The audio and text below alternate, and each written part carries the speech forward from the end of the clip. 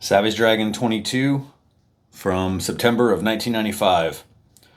This features the Ninja Turtles in their second appearance since issue 2. And I've always been a big Turtles fan, so I like seeing the boys show up. I like Larson's depiction of the red bandanaed OG Turtles. Let's get into this thing. First off, Josh Ecorn neglected to take his bad back into account before getting his breast implants. What? And Cyberface is a free man. Last issue, Dragon and the Chicago PD, they took down Overlord. And so now that was all thanks to Cyberface here, his cooperation. And so some people are upset by that. But all this is going on in the background of the TV that Sarah here is watching, aka Horridus from Freak Force. And she's roommates with Rapture. Rapture's trying out a new waterbed.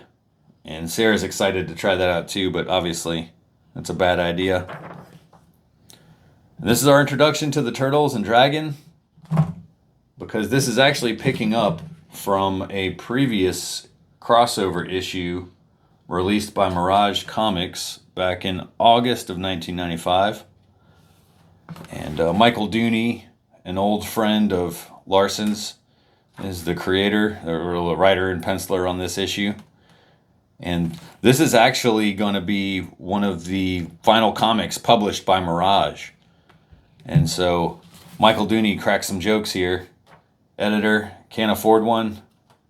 Instead of highbrow comics, what now?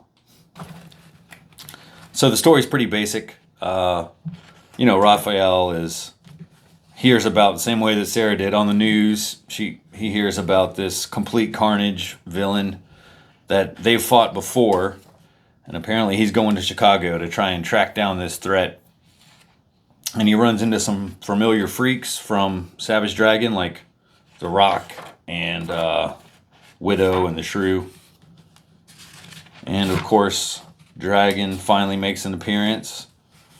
And, they've met before. He knows all these people, so he sorts it out. He's met Raphael before, and they decide to take on this villain together. And there's another pin-up by Michael Dooney here of She-Dragon. Dragon gets his gun chomped on by this monster. And then here, this is a mistake. Man, they could have used an editor here, because this is supposed to be like a double-page spread, but, on opposing sides of the page, but the layout got fucked up, so it's on opposite sides. So anyway, the Turtles, they show up. The other Turtles finally show up, and just in time to get a building thrown on top of them here. And they say, holy shit. And that continues, shit.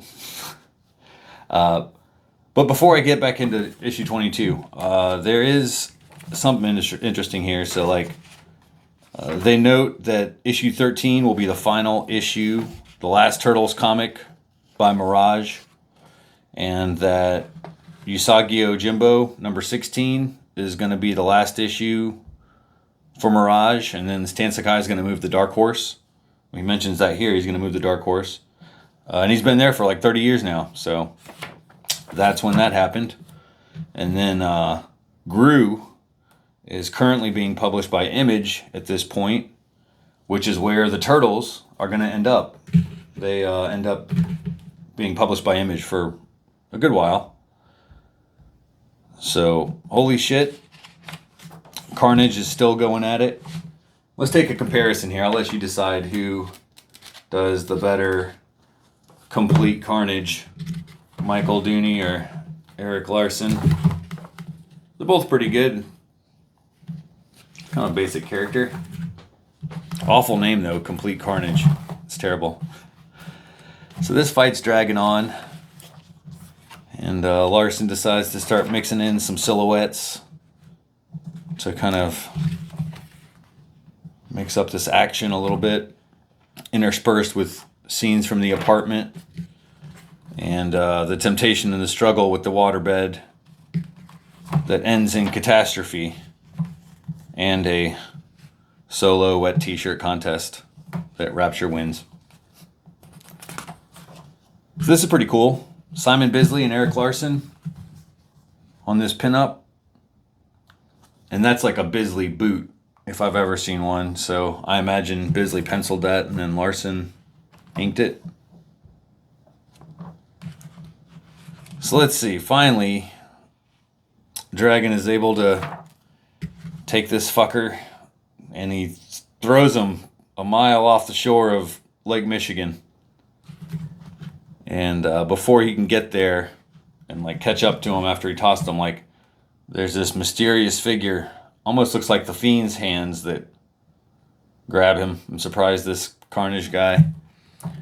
And by the time they get him, they just think he's drowned, that he's dead.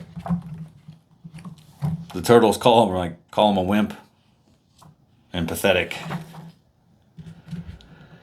So Dragon and the dudes roll up to his girlfriend's place expecting some hospitality. You know, she's got her own bullshit going on, so she shuts the door on them.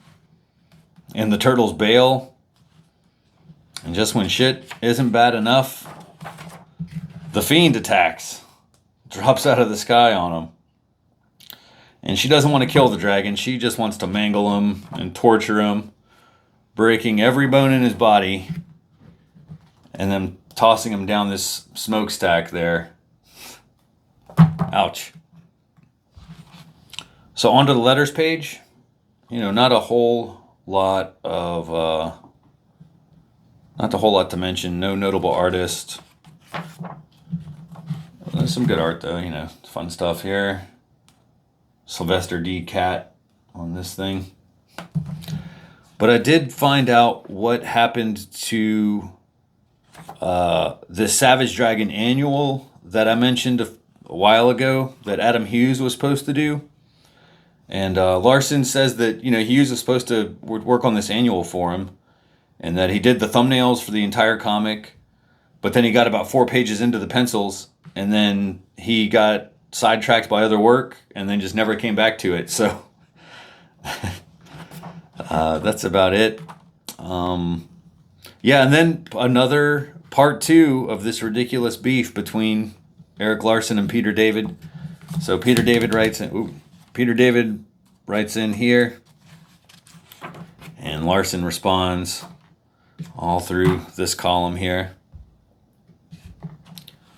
I didn't bother reading it, but I did laugh at this unknown artist here. So, on the last page here, this advertisement for the Erik Larson comic book anthology. This is certainly like one of the earliest versions of digital comics that I can think of.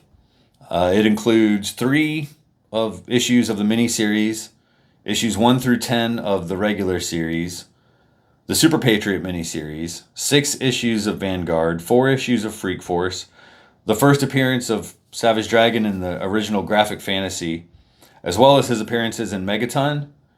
So, and it says, and so much more. That's like 30 comics plus a sketchbook and artwork and like an interview with Erik Larson for $29.95 American. And there's another disc here. This is the Erik Larson screensaver for the Mac and PC, $19.95, and you get 50 images of Savage Dragon for your screensaver. So I was curious about this comic anthology, and I found a video. You can see like the CD-ROM, the interface and everything on YouTube. So I'll put a link in the description if you want to see this for yourself, because I love like the digital stuff from that early era. So it's pretty fun. All right, next up, issue 23.